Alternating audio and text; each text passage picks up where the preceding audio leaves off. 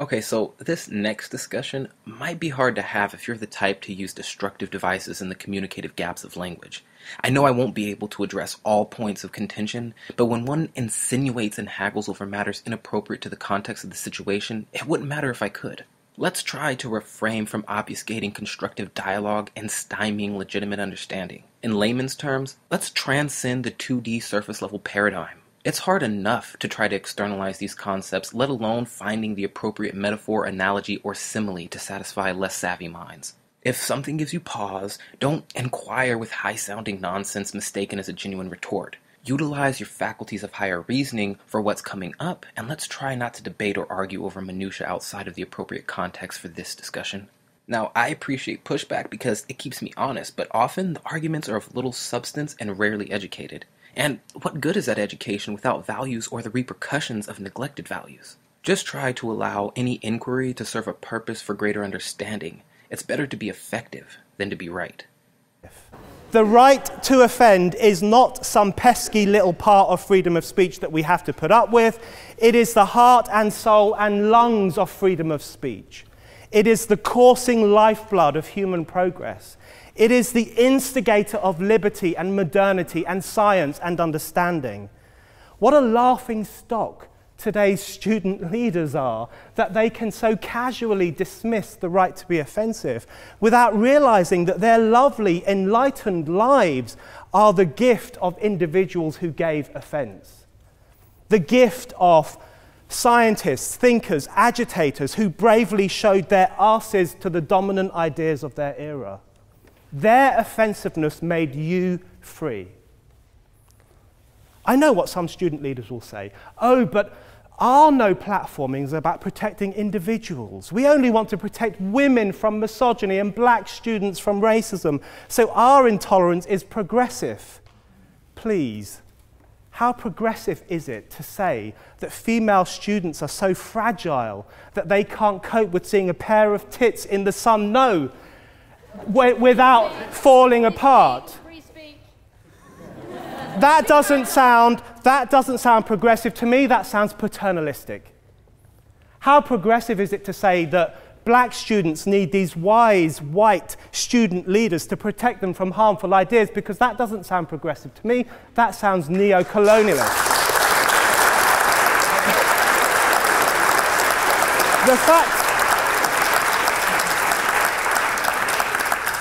The fact is, today's student leaders aren't protecting individuals, they're protecting an idea, and it is the most mainstream status quo idea of the 21st century, the idea of human vulnerability, the poisonous notion that humans are fragile and therefore our speech and our relations must be monitored and policed.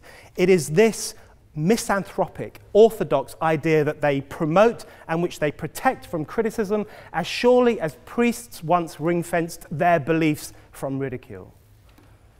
In this choking climate, we have got to move beyond talking about a right to offend. We have to talk about a duty to offend. Anyone who cares for freedom, anyone who believes that humanity only progresses through being daring and disrespectful now has a duty to rile and stir and outrage, a duty to break out of the new grey conformism, a duty to ridicule the new guardians of decency, a duty to tell them, fuck your orthodoxies. Now, you may not agree with everything that's being said. You may even try to self-interpret as one commenter of this video did. Anyone who believes in freedom of speech will defend other people's right to offend them and their dearest beliefs. But I like what one person had to say in response. Yep, Voltaire said it best. I do not agree with what you have to say, but I'll defend to the death your right to say it.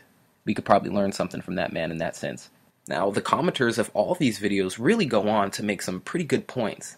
And I've come to enjoy the comment sections of videos more than the videos themselves nowadays.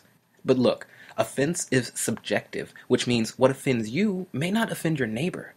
Do we then, to protect your feelings, enforce unfair consequences or outlaw something because of your fragility? And if we do, how far do we take this train of thought?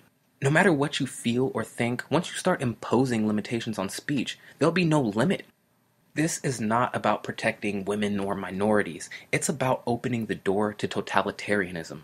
Think about it. If we allow the government or state to control what we say, where does it stop? I do want to push back a little bit, though, on the assessment that it is the left, because really it isn't one left. There is an ascendant orthodoxy on the left that is very troubling. It is quite broad, but I think not very deep. Then there's a concentrated mirror image of that on the far right, and both of these things are to be feared. The problem, though, is when you speak out on a college campus from a perspective on the left that does not fit this orthodoxy, you are immediately categorized as on the right, which makes it look that the left is monolithic and all shares this opinion, but it's not the case. Dr. Weinstein, what happened in your classroom, which I've seen videos of, was your classroom that day a safe space or a free speech zone or neither? Thank you for asking me that question. A safe space Didn't look like it was safe to me. Well, I believe in something that could be called a safe space, but what safe space means to me as an educator is a space safe enough to take risks, which is roughly the opposite meaning of what is being invoked on college campuses. The answer to your question is that a free speech zone cannot coexist with a safe space, because a safe space, by definition, according to this orthodoxy, is a place where you are free from being offended. So it cannot, it is mutually exclusive. But if you would allow me to, I feel that there's in a safe space, could you say this sentence? Could you say, Donald Trump is President of the United States? Could you say that in a safe space on college campuses today?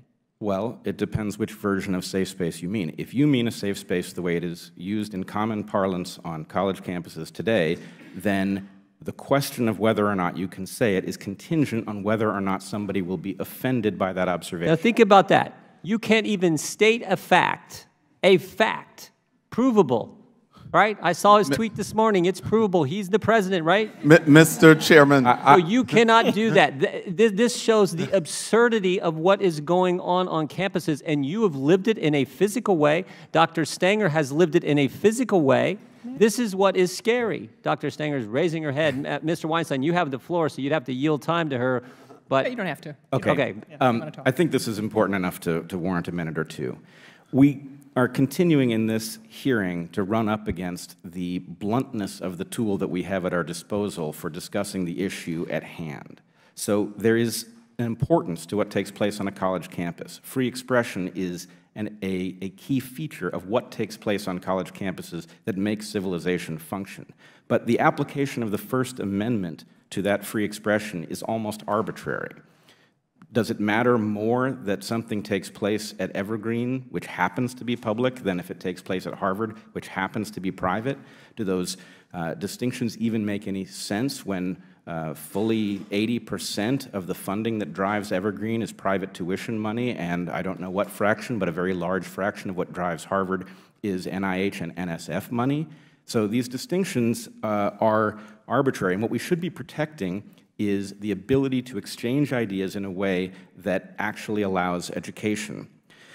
It is also true that when people self-censor because they're afraid of stigma, they may never get around to the place where somebody blocks their speech, and so there may be no technical violation, but nonetheless the effect is exactly the same. There is also a problem in the sense that the conflict is really between members of the audience. One section of the audience is deciding what other members of the audience can listen to. The person's speech who is inhibited is almost beside the point. It's a question of whether you can choose what you want to entertain as a concept.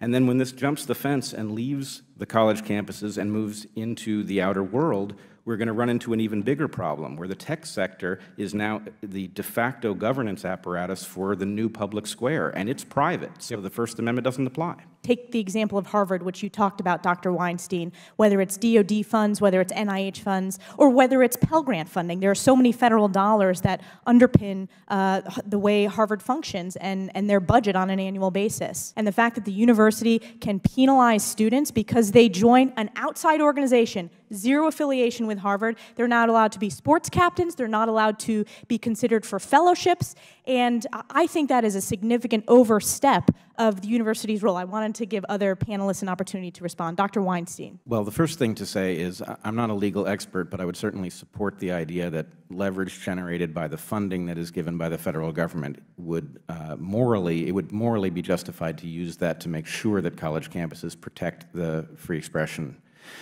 But I would also point out that this is not just a matter of abstract ideas presented by speakers on campus. This is now extending into the classroom, and it's a question of what one can properly teach in a biology class, for example, which may well not be politically correct, but is nonetheless necessary for students to understand the organism that they're studying.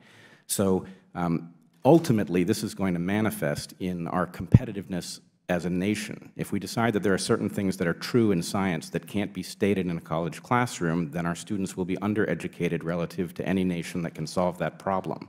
So this is really a critical issue, and the use of those funds to keep the campus square open is entirely valid, in my opinion. Did you get that? Colleges around the country are more inclined to adopt policies that will limit freedom of speech, or more accurately, promote political correctness and safe spaces. You have every right to be offended by what I say, and I have every right to offend you. I'm not talking about intentionally insinuating myself into everyone's insecurities. I have to say that because opponents have a knack for degrading to arguments that trend towards extreme cases. Again, don't use deconstructive devices to manipulate what I'm saying. Just watch and try to come to grips with the slippery slope we're on in the context of free speech and safe spaces. Freedom of speech, the ability to express yourself, it's a cherished idea, as well it should be. Most of us who live in liberal Western democracies think of it as a basic human right. People have fought and died for it. But now we may be in danger of losing it. The threat is not coming from without, from external enemies, but from within. A generation is being raised not to believe in freedom of speech, but rather that they should have freedom from speech they dislike. This is a threat to both pluralism and democracy itself. We see this in Europe, where sensitivity-based censorship attempts to ban anything deemed hateful or even just hurtful, and to ban criticism of religion, especially Islam. But the United States, despite its strong constitutional protections in the Bill of Rights, is far from immune from the rising trend of suppression of speech, or what is sometimes called political correctness. This is especially true at America's colleges and universities, the place where our future leaders are educated and where you'd expect speech to be the most free. Highly restrictive speech codes are now the norm on campus, not the exception. According to a study by my organization, the Foundation for Individual Rights in Education, FIRE, 54% of public universities and 59% of private universities impose politically correct speech codes on their students. And thanks to recent Department of Education guidelines, 100% of colleges may adopt speech codes in the coming years. How bad is it?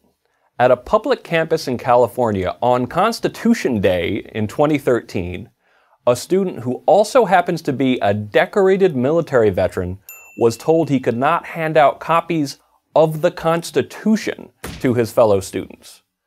The objection from the university was not ideological. It was out-of-control bureaucracy imposing limits on speech.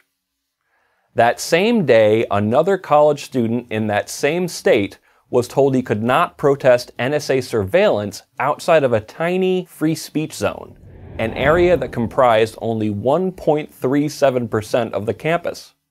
Months later, college students in Hawaii were told both they could not hand out the Constitution to their fellow students, and that they could not protest NSA policies outside the school's free speech zone. There has been more than just one example of Americans expressing their love for the Constitution being stymied. This is how things are starting to shape up, right? If you're this, you're that. If you're pro-Second Amendment, then you're pro-mass shootings. If you subscribe to free speech, you subscribe to hate crimes. If you're against illegal or unfettered immigration, you're a racist. I get it, that's not representative of the majority per party or affiliation, but unfortunately, it does represent our current trajectory. There's no getting around that. And while this is a victory for anti-freedom factions and shadow networks, it's a savage loss for human rights. Twitter is responding to complaints they don't do enough to curb hate speech on the social media platform by introducing new tools for users. Twitter users can now report, quote, hateful conduct as a separate option, and users can also mute certain words, phrases, emojis, and even whole conversations. Notifications can also be filtered. Hate speech on Twitter became more of an issue during the recent presidential election, and while Twitter has said they don't measure offensive material on the service, many users have said they've noticed a marked uptick in bias attacks and hate speech. Even today, the Supreme Court has reaffirmed that deeming certain strains of speech hateful isn't a sufficient cause for its suppression. Now, of course, the Constitution only protects speech from the government. YouTube, as a private company, is free to censor whatever ideas it sees fit. Social media giant Facebook has launched its own fight against the much talked about problem of fake news. Fake news. Fake news. Fake news. Fake news. Fake news. Fake news. Fake news. If you suspect a news story is fake, you can report it. It just takes a few taps. Your report helps us track and prevent fake news from spreading. In the past week, the German parliament passed a huge bill. This new law makes it so that Facebook, YouTube, pretty much any social media platform could face up to €50 million fine if they fail to remove hate speech or other criminal content within 24 hours.